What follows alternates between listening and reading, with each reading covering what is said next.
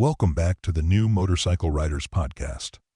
Please like and subscribe to our channel to help us reach more motorcyclists.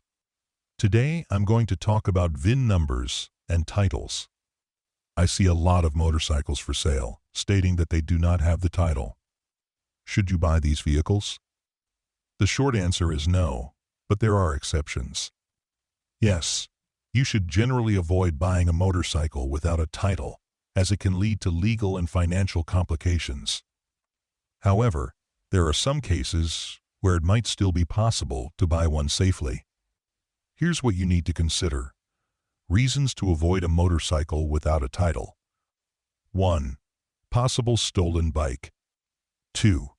Existing liens or loans. 3.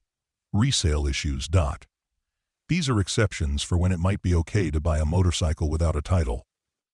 If you're considering it, here are some cases where it might be safe.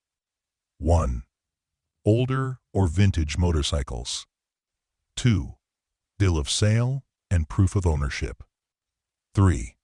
Salvage or rebuild projects. What to do if you want to buy one. 1. Run a VIN check. 2. Ask the seller for any documents. 3. Check your state's title recovery process. 4. Get a bill of sale. Is it worth the risk?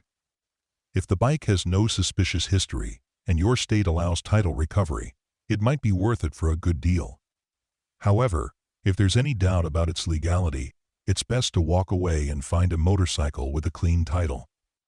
Thank you for joining us on another episode of the New Motorcycle Riders Podcast. Please like and subscribe to our channel.